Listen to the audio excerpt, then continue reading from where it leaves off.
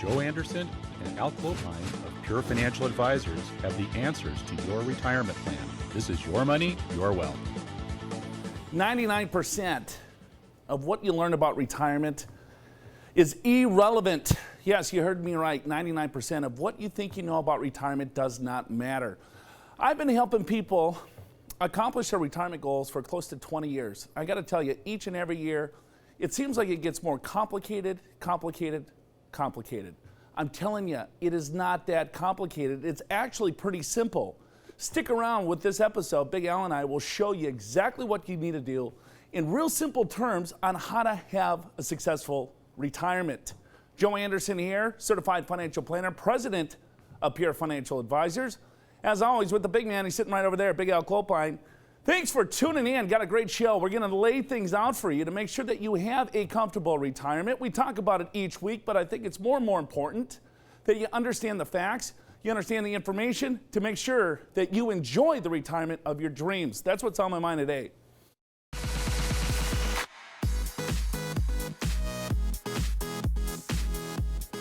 Retirement, it's simple, but it's not easy. I'm telling you this is that, yes, there is challenges. There's a lot of different challenges that we face each and every day when it comes to any goal that you set yourself out for. But you have to put a plan in place. That's the most simple thing. You got to figure out exactly what you're trying to do and then put that plan into place. Probably a lot of you haven't saved enough. There's a lot of different strategies when it comes to maximizing your Social Security. And like I said before, about 99% of what you thought you knew about retirement doesn't matter. That's what we want to get into today. To help me out, let's bring in the big man, Big Al Clopine.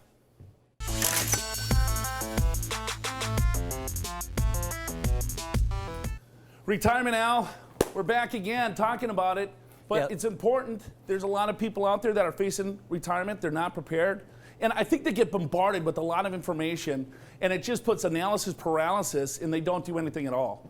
Well, no question about that, Joe, and that's why we spend so much time on this show talking about retirement, because 10,000 baby boomers are hitting 65 each and every day. And so as a consequence, we're getting closer to retiring. We know the baby boomer generation is the biggest generation of our lifetime, and we need to now know how to retire successfully.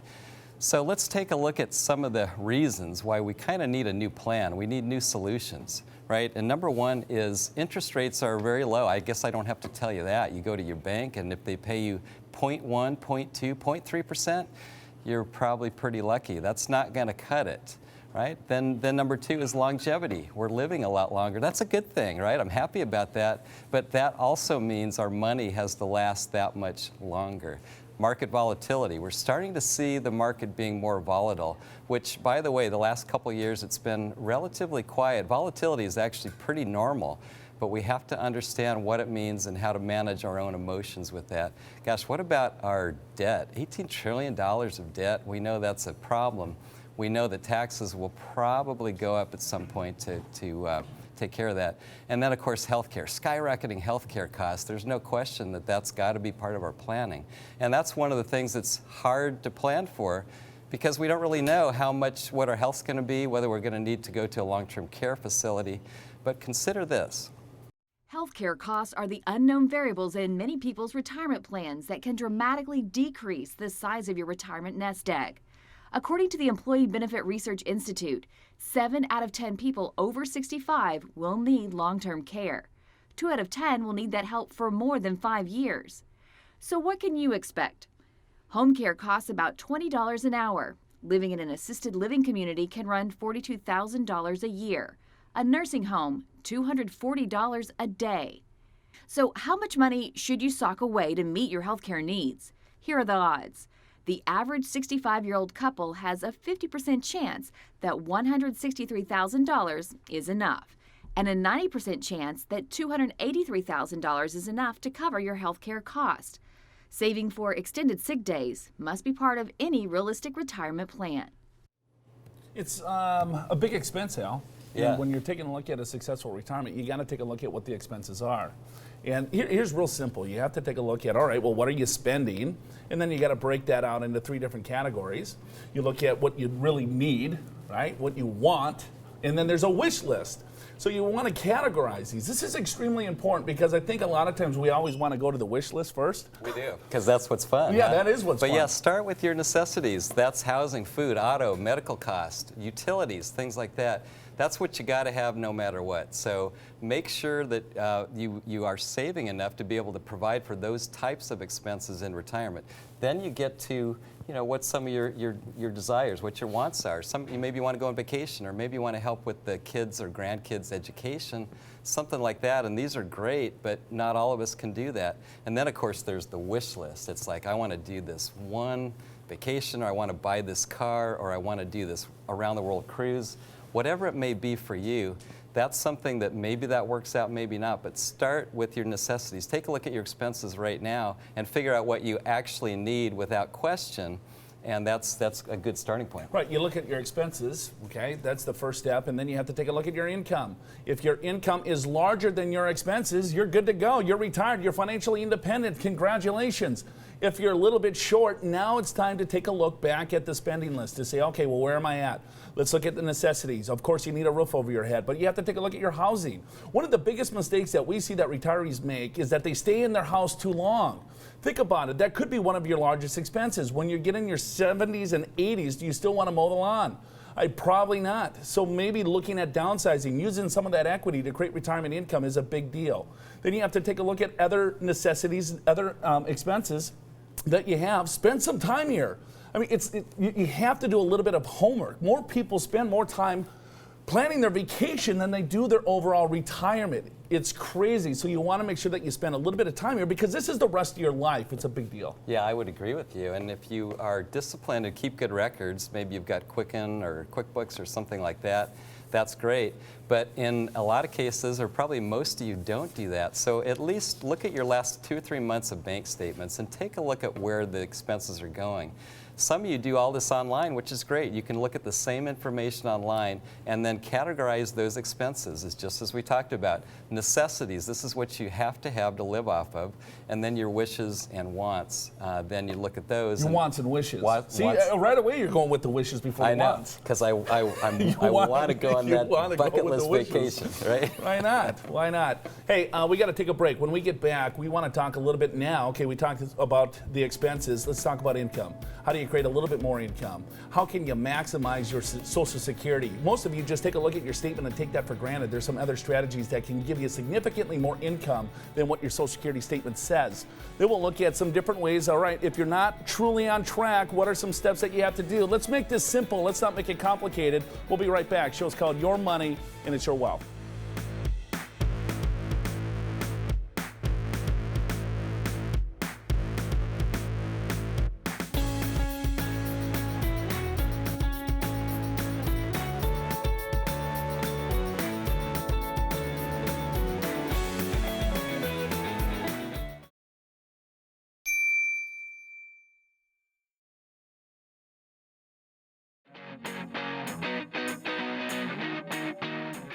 Hey, welcome back to the program. Show's called Your Money, Your Wealth. Joe Anderson, Big Al Clopine hanging out. Hopefully you're enjoying the show thus far. Talking about some challenges with retirement in general. I think the industry, I think the media tries to make it so complicated. And then with that, you don't do anything at all. What we're trying to do on this show is to make it simple for you to take significant steps to have financial freedom. Now, during the show, we also give you a couple of quizzes. True-false question. Let's see how you did here. If I'm 72 and still working full-time, I do not have to take a required distribution from my company 401k to which I'm still contributing. True or false? What do you think, Joe? That's a great question. It's absolutely, you do not have to take a required distribution. Correct. I don't know if that's true or false. I don't know. I forget what the question actually asked. It's true. Okay, it's true. But here, let me just tell you the rule. If you're still working, and I'm still contributing to an active 401k plan, you do not have to take a required minimum distribution. What a required minimum distribution is that it's a mandate by law. Once you reach a certain age, you have to start taking distributions from your retirement account. Why do they want you to do that? So the IRS gets their tax money. However, if you are still working, you're still an active participant in your 401k plan, you do not have to take a required minimum distribution until April 1st, the year after you retire or separate from service. So if you're still working And if you are working until age 90, you do not have to take a required distribution. Now, there's some caveats to this as well. If you have a solo 401k, and if there's other types of retirement plans, you will have to take a required distribution. But if you work for a large corporation and you have an ERISA type retirement plan, I know I'm going way too deep, Al, but the fact of the matter is that in most cases, you do not have to take a required distribution if you're still working with an active plan. So there you have it. I thought you were going to keep it simple. That is very simple in some instances. So are you telling me that I could work with you till age 90 and I still don't have to take a required distribution? Is that right? Would, yes, but that would be that'd be awful. I think for you or for me? I think for both of us. So let's continue on with the conversation here when it comes to retirement planning. So we're taking a look at spending. All right, so we talked about, all right, your expenses. We wanted to break that out in a couple of different things here.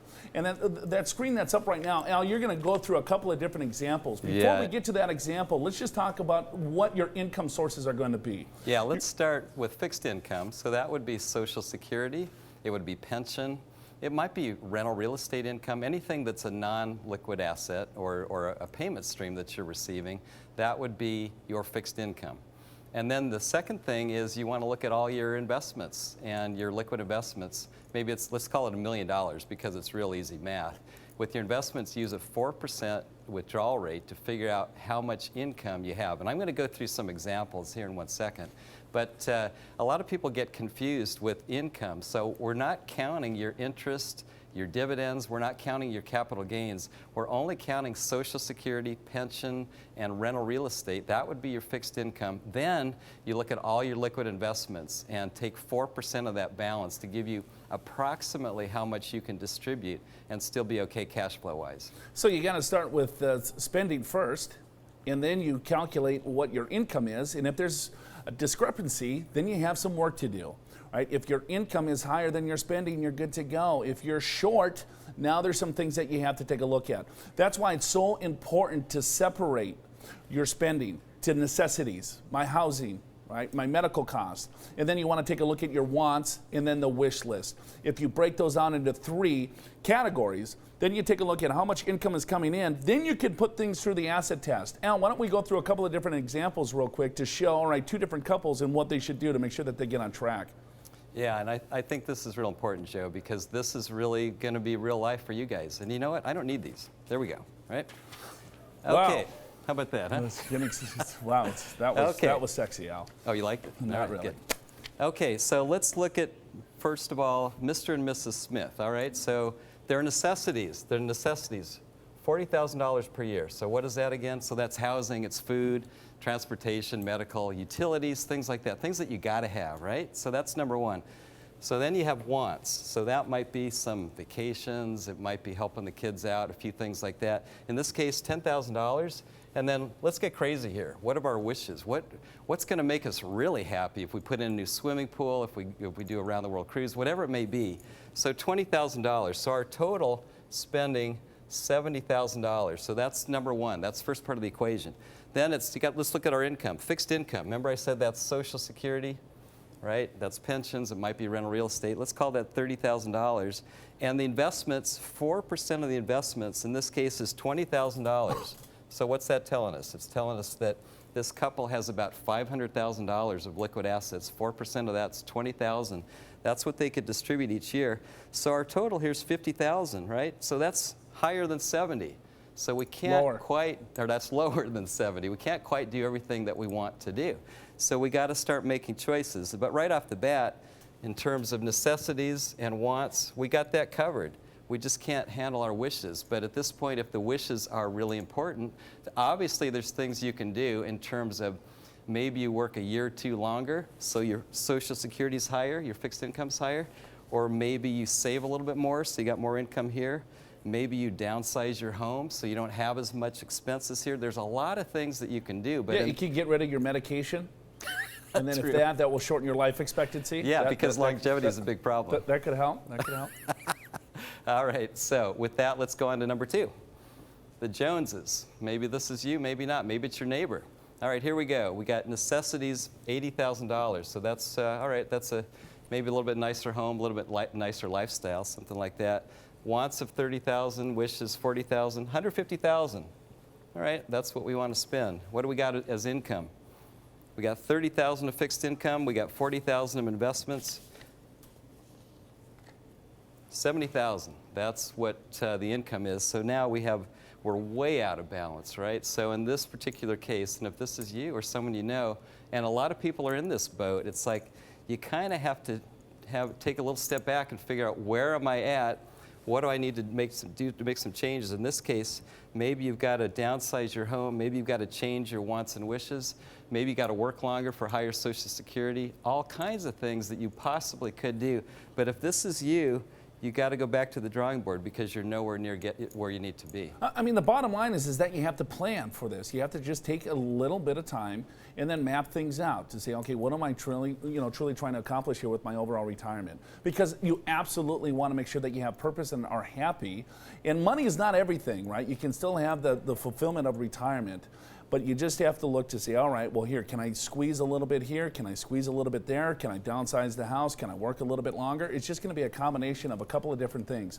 We got to take a break, but don't go anywhere. When we get back, I'm going to give you 6 simple things that you can do to make sure that you can ensure a successful retirement. We're going to put all this together.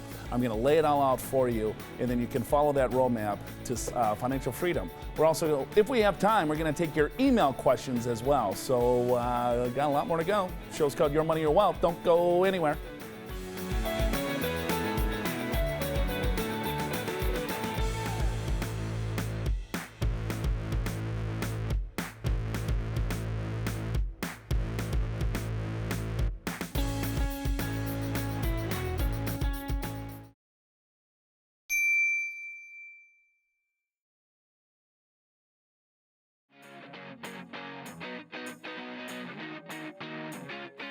Oh, I'd love to hear their opinion on commodities, gold and silver particularly, and whether they feel that there's some type of manipulation going on, or whether we are actually seeing the loss of these, the value of these.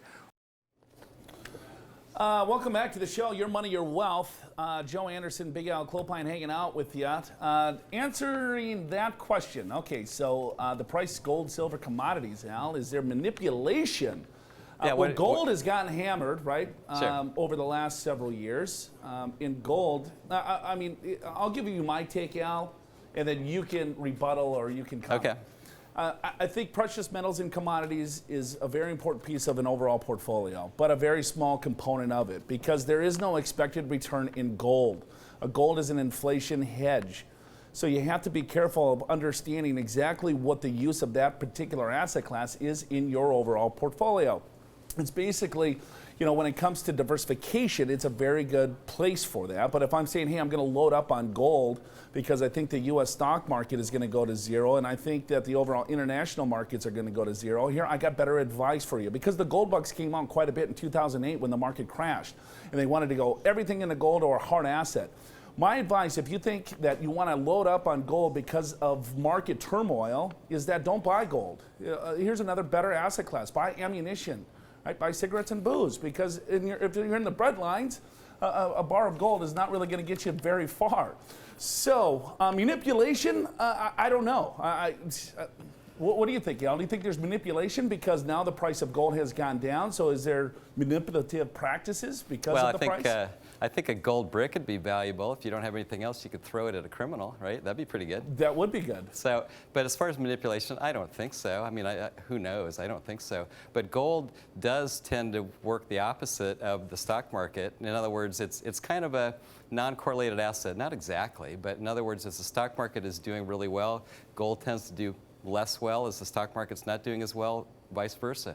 You absolutely do want to have gold, silver, precious metals in your portfolio for that exact reason, because it's non-correlated. You don't want to take full bets in the stock market. You don't want to take full bets in gold. You don't want to take full bets in bonds. It does belong in your portfolio. But as far as manipulation, I don't think so. Yeah, I mean, that's a tough question. I mean, there could be manipulation in just about anything. But no, I believe that the price of any type of asset class is a fair price given today, given a free market society that we live in. So let's go to, hopefully that answered your question. Probably not, but we tried our best. Let's go to the true false. All right, we'll do better with this. When I inherit an IRA from my parents, I don't need to take a required minimum distribution until I reach age 70 and a half. True or false? You know what? I really have to start paying attention to the true The false answer questions. is false. The answer is false. I think it was something to do with required minimum distributions, right? If you inherited an IRA, you have to take a required distribution when you inherit it. Here's the reason why. So let's say I'm 40 years old and I inherit an IRA from any non-spouse. All right, so I have to take a required distribution. The reason for that is that the IRS does not want me to keep that money in a tax shelter for another 30 years, right? They want to make sure that any non-spouse has to take a required distribution no matter what age you are. So if your 2-year-old inherits it or a 50-year-old, 70 and a half has nothing to do with a required minimum distribution to a non-spouse beneficiary. So just keep that in mind. If you ever inherit an IRA, just know that, and if it's not from your spouse, just know that you have to start taking required distributions. Al, let's kind of dive into the 6 key things that people should take a look at in regards to their overall planning to make sure that they can have a successful retirement. I'll try to keep this really simple. One is that you have to plan on working a little longer. You know, it's okay if you don't retire at age 65. It's fine. If you want to work until 70, that's probably a better plan because you're going to get an 8% boost in your income. I don't know, Al. I think there's something in the air that makes people feel if I don't retire at 65 or 66, I'm a failure. That's just not the case. Push out your retirement a couple more years, and I'm telling you, good things are going to happen to you long term. Yeah, and the other thing is we can work part-time in retirement. I think this is true for a lot of baby boomers. We hear from you that you don't just want to sit around in the rocking chair. You want to have some kind of meaningful occupation. Maybe it's not working full-time, but maybe it's 10 hours a week or whatever it may be. Maybe that's going to generate $10,000, $20,000 of income, and it's just enough to be able to cover some of your vacation desires, maybe buying a better car, whatever it may be. So, and for a lot of people, they're working in their 60s, even 70s. We've got clients working into their early 80s. So it depends upon your health and your ability and your relevance, I guess, in the workforce. But a lot of people are considering working longer. And when you are working part-time. Now, when you work longer or work part-time, you can delay your Social Security. And the magic age there is age 70. When you delay it till age 70, you get the highest level that you're allowed. And that's a good deal, considering that a lot of us are living longer. That's a really good hedge for long life, is to have that higher payment in Social Security. Right, and if you put a couple of these three things together, let's say if you work a little bit longer, right? Let's say if you're spending $50,000 a year, now you could save that $50,000 instead of taking it out of your overall portfolio. Let's say that's for 3 years. That's $150,000 that you're not taking out of the portfolio. Let's just assume, let's say a 7% growth rate over the next 20 years. That would grow to over $500,000 on the backside of your retirement. It's a big deal. A couple of other things that we've already discussed. Cut your spending. Take a look there. If you can cut your spending, that means, hey, right, your money's going to last a little bit longer. You also want, if you can cut your spending, that also means that you can save more into your retirement account. And then also looking at downsizing your home. Downsizing your home. I think one of the biggest mistakes, like I said before, is people hold on to their home a little bit too long. And I get it. Hey, you grew up in the home, you raised your kids in that home. But if it gets a lot, maybe too much to handle, you got property tax, you got maintenance and everything else, look at alternatives, and we'll get into a lot more of that in many more shows. Thanks for hanging out today. I'm sorry we didn't get to your email questions. We will make sure and try to get to your email questions next week. For Big Al Clopine, I'm Joe Anderson. I really appreciate you tuning in. If you have any questions, always email us at info@purefinancial.com. If we don't get to it here, we'll get to it via email. Thanks for joining us. We'll see you later.